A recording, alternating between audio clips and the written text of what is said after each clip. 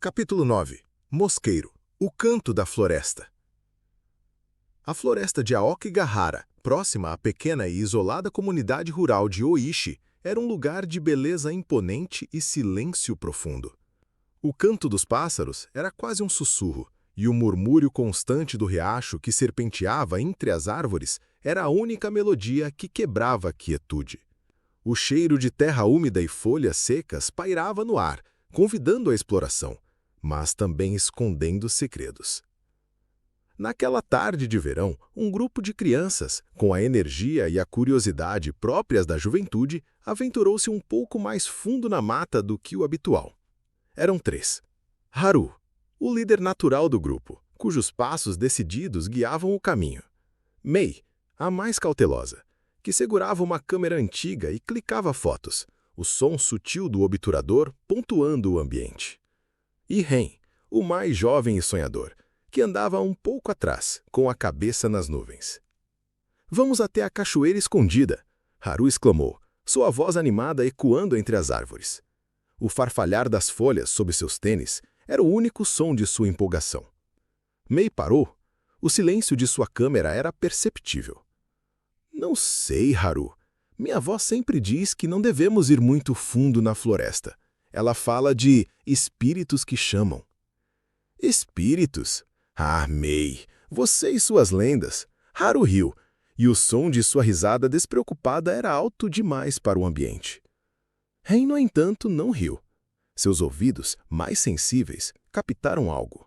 Um som distante, suave e melancólico, como o de uma flauta tocando uma canção de ninar antiga. Não era um canto de pássaros, nem o murmúrio do vento. Era uma melodia, sutil, mas que parecia penetrar sua alma. Um cheiro doce e quase narcótico, como de flores exóticas que não deveriam crescer ali, começou a impregnar o ar. "Que lindo!" Mei murmurou, seus olhos antes alertas, agora parecendo um pouco sonolentos. O canto dos pássaros cessou abruptamente. A floresta ficou em silêncio total, exceto pela melodia hipnotizante, que agora parecia envolvê-los. A trilha sob seus pés, antes clara, parecia se borrar, e as árvores ao redor pareciam mais altas, mais densas. O ambiente, de alguma forma, parecia encantado, como um sonho. "Deve ser a cachoeira escondida. A melodia deve vir de lá", Haru disse, com sua voz um tom de fascínio. Seus passos, antes decididos, agora eram mais lentos, quase arrastados, seguindo o som. Mei e Ren, como hipnotizados, seguiram Haru. O farfalhar dos sapatos no chão se tornou mais suave, desorientado. A melodia os puxava, e eles não queriam resistir. Era a Koaku, o mosqueiro, um Kagewani que seduzia suas vítimas com a beleza e a falsidade.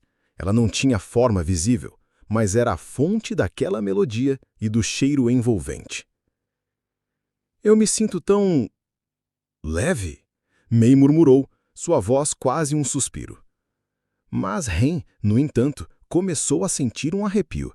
A melodia, embora bela, parecia sugar sua energia.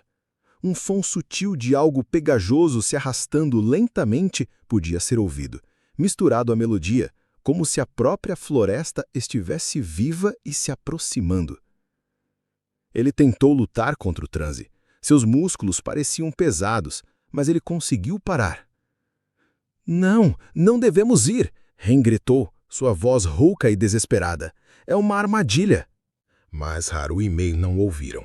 Seus passos hipnotizados continuaram, afastando-se cada vez mais de Ren, embrenhando-se na vegetação mais densa. A melodia da Koaku se intensificava, tornando-se mais complexa, mais viciante, abafando os gritos de Ren.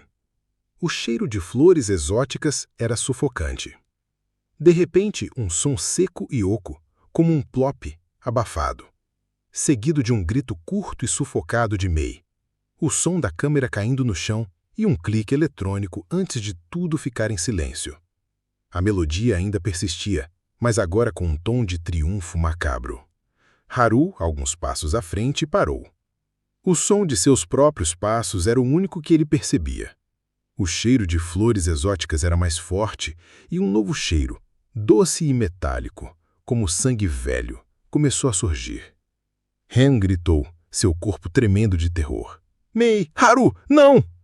Mas era tarde demais. A melodia se tornou mais envolvente e Haru continuou a caminhar, seu passo lento e inexorável, desaparecendo na densidade da floresta. O farfalhar das folhas sob seus pés diminuiu até se calar. O canto da coaco preencheu o ar, um lamento sedutor que agora ecoava em um silêncio macabro. Hen, sozinho e aterrorizado, rastejou para longe, seus soluços abafados pela melodia distante. A floresta, antes convidativa, era agora um cemitério de sons e cheiros. Os relatos de crianças desaparecidas na floresta de Oishi, acompanhados por histórias sussurradas de músicas estranhas vindas da mata, chamaram a atenção do professor Soichi Bamba. Sua chegada foi marcada pelo som abafado das vozes da equipe de busca, policiais e moradores locais, que vasculhavam a floresta, o latido ansioso dos cães farejadores e o cheiro de terra úmida e frustração humana. Mas para Bamba, algo mais sutil estava presente. Sua expressão era, como sempre, calma e analítica. Ele caminhou para a borda da floresta, absorvendo sons e cheiros que os outros ignoravam. O murmúrio do riacho era normal, o canto distante dos pássaros também. Mas por baixo disso havia um tom sutil, um zumbido baixo, quase um ressonar. E o cheiro doce de flores exóticas em uma área onde não havia nenhuma planta em flor, era inconfundível. Professor Bamba, disse um dos policiais, com a voz cansada. É a terceira criança em 2 semanas, elas simplesmente desaparecem, sem rastro de luta. A pena da trilha delas parando de repente. Bamba acendeu. Ele aventurou-se na trilha, seus passos cuidadosos mal perturbavam as folhas secas. O cheiro doce se intensificava. E então, ele a ouviu. A melodia. Era a mesma que Hen havia descrito. Uma flauta suave e etérea que parecia flutuar no ar vindo de uma fonte invisível. Era sedutora, quase persuadindo-o a seguir. Ele notou que os rastros das crianças, embora não mostrassem sinais de luta, pareciam indicar uma caminhada desorientada, com passos irregulares e desvios inesperados da trilha. A melodia estava agindo sobre eles. A coaco não era uma predadora comum, era uma kagewani, que atraía suas vítimas, esgotando sua vontade e talvez a sua própria essência. Bamba sentiu a tentação. A melodia era bela, prometia paz e conforto. Mas ele resistiu. Seu treinamento, sua mente lógica, permitiam-lhe ver a camada oculta. Ele se concentrou no som da melodia, percebendo que ela tinha um padrão repetitivo, uma frequência hipnótica. E o cheiro. O odor adocicado era mais forte perto de um aglomerado de arbustos densos e trepadeiras. Ele se aproximou do local onde Hen havia resistido. A melodia estava mais forte ali, quase palpável, e o cheiro de flores exóticas era sufocante. Perto havia um plop, seco e abafado, e uma câmera antiga, coberta por um líquido pegajoso e translúcido, estava caída no chão. O som de seu próprio respirar pesado misturou-se à melodia. A criatura atrai. Ela não persegue, ela seduz, Bamba murmurou. Sua força está na ilusão, no apelo aos sentidos. Ele tirou um pequeno aparelho de seu casaco.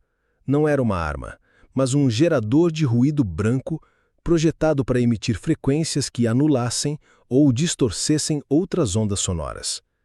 Ele sabia que combater a coaco com a força física era inútil. Era preciso quebrar a melodia. Bamba ativou o aparelho. Um som estático e ininterrupto, um sss constante e multifacetado, preencheu o ar, sobrepondo-se à melodia da coaco. Não era um som alto, mas era onipresente, desordenado, incapaz de ser harmonizado. A melodia da coaco estremeceu, transformando-se em chiado dissonante, como uma fita cassete sendo arrastada.